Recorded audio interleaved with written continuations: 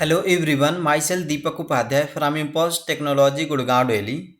In this video, I will show you how to calculate the electric transport property of nickel black phosphorus nickel tunnel junction by using Nanodical software. So let's get started. So this is my device studio, that is a graphical user interface for this Nanodical software, and this interface will help you to model the structure. You can do some modification, manipulation in your atomic structure, device structure as well. So first I would like to import the nickel and black phosphorus from my local database.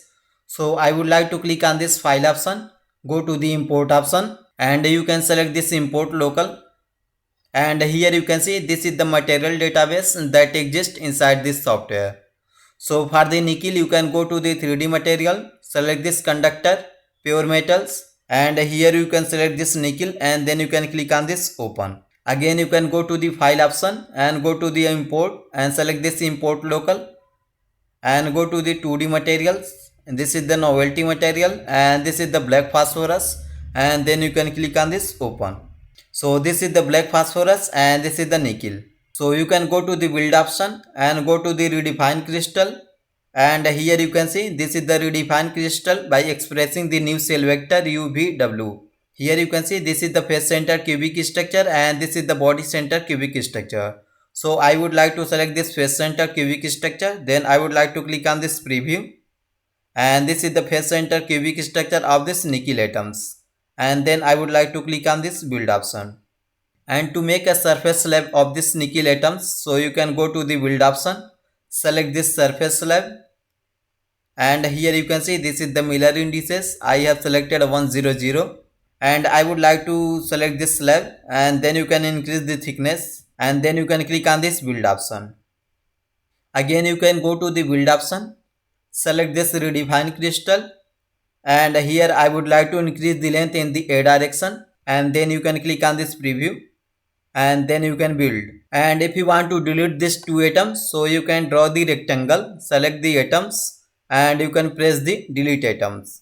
And if you want to make a mirror of this atom, so you can select all the nickel atoms, go to the mirror option, and here you can see this is the normal vector where x, y, x, z, y, z, and so I would like to select this y, z, and also you can include the distance. Then you can copy this checkbox and then you can apply. So here you can see the mirror has been created. Then you can go to the convert to crystal option, and here I would like to increase the distance in a direction. Here you can see the vacuum has been created, and then you can click on this build option. This is the 3D viewer where you can see x, y, x, z, y, z, y, x and z x is there. So I would like to select this xz view and then go to the black phosphorus. Again you can go to the build option, you can select this redefine crystal, and here I would like to increase the length in a direction, and then you can preview, and here you can see the length has been increased. Then you can click on this build option, and again you can go to the 3D viewer and select this XY view. If you want to delete this atom, so you can select and press this delete atom. You can select these atoms and then you can press the delete atom. So you can copy all this black phosphorus, Ctrl C and then Ctrl V inside this nickel redefine crystal. You can select all this black phosphorus, go to the move option and move this black phosphorus on the top of the nickel atoms. So here you can see I have selected this translation along screen view. Also you can enter the distance and then you can move the atom like that. So you can move the atom in the center position and then you can click on this recalculate linker bond. Again you can go to the convert to crystal option, and here you can increase the vacuum in C direction. Here you can see the vacuum has been created, and then you can press this build option. Then you can press this 3D viewer and you can select this black phosphorus and go to the move option and move this black phosphorus in the center position, and you can click on this center option so that both the nickel and black phosphorus in between the unit cell. Here you can see nickel and black phosphorus is in between the unit cell. So to make a device structure, you can go to the convert to device option, and here you can select the front electrode and back electrode, and then you can click on this preview option, and here you can see the electrode has been created. This is the front electrode and this is the back electrode. Then you can press this build option. And if you want to simulate the property from this structure, So you can go to the simulator, select this nanodical and go to the self-consistent field calculation. Here you can see this is the basic parameter: electron temperature, cutoff energy, exchange correlation, K point sampling. This is the contour integral, and this is the electrode, front electrode and back electrode is there. And this is the iteration control, density matrix, Hamilton matrix, total energy, and this is the basic settings, and this is the spin type. Here you can see this is the collinear general spin is there. So in the basic setting, K point sampling, I want to select 111, and here you can see this is the electrode parameter. If you want to include the voltage on the front electrode and back electrode, so you can define. So I want to include a biasing voltage of 0.01. So in the electrode parameter you can see I have included 0.01 biasing voltage. Basically the biasing voltage is equal to front electrode minus back electrode. Then you can click on this spin types, and here I would like to select this collinear spin, and then you can click on this generate file.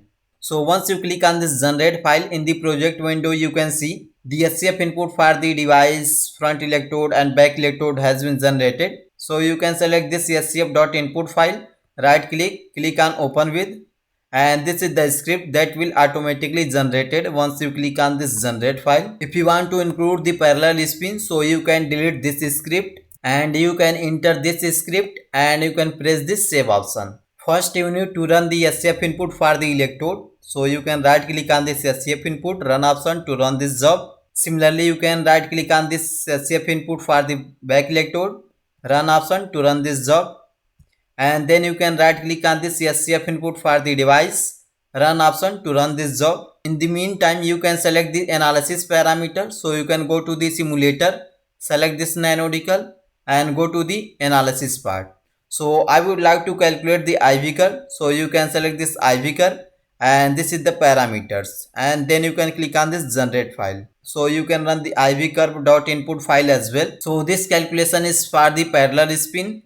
If you want to calculate for the anti-parallel spin, so you can copy this project, then you can rename it anti-parallel spin and then you can click on OK. So you can select the anti-parallel spin device structure, go to the simulator, select this nanodical and go to the self-consistent field calculation, and here you can select the same parameter and go to the electrode part, and here you can also include the voltage 0.01 biasing voltage, and then go to this spin type, and here I would like to select this collinear spin, and then you can click on this generate file. So again you can select this scf.input file, right click, open with, and for the anti-parallel spin you can delete this script and you can enter this script, and then you can press the save option. And then first you need to run the SCF input for the front electrode, and then you can run the SCF input for the back electrode, and then you can run the SCF input for the device. And again you can go to the simulator, select this nanodical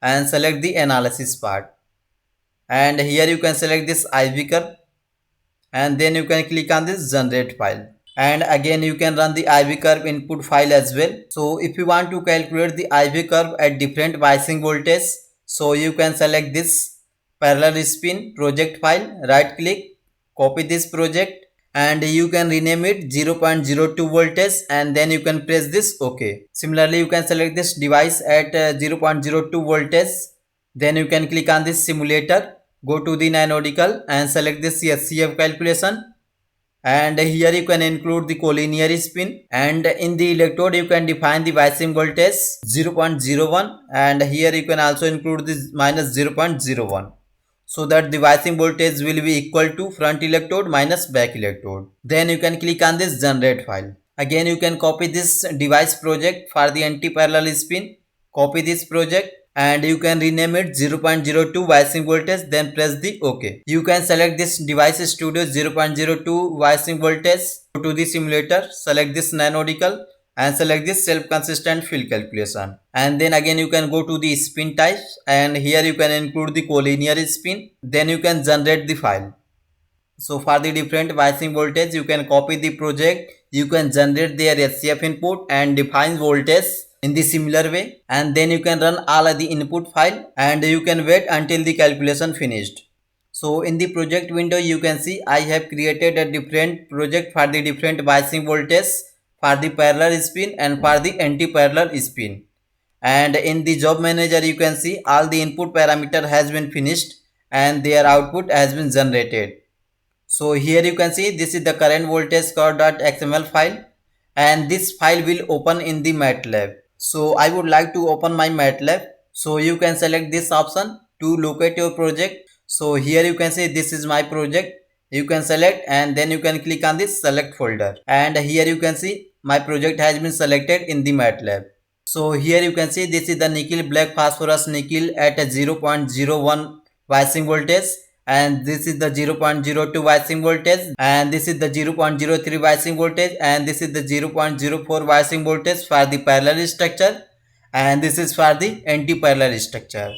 So you can select the parallel structure first and select this device part, and here you can see this is the current voltage curve.mat file. So you can double click on the current voltage curve.mat file, and here you need to type the data and press the enter, and here you can see this is the voltage V1 equal to 0 and I1 is equal to minus 1.0386 into 10 to the power minus 24, and this is the voltage V2 0.01, and this is the current I2 1.0386 into 10 to the power minus 24. So in the right side you can see this is the data. So you can double click on the data. This is the output parameter of the data. V1 is equal to 0, I1 is equal to minus 1.0386, and this is the I1 spin decomposed. Here you can see this is the spin up and spin down current, and similarly here you can see this is the voltage V2 and this is the current I2, and this is the I2 spin decomposed, spin up and spin down current. So to plot the graph you can go to the new script, and here you can enter the script for the graph,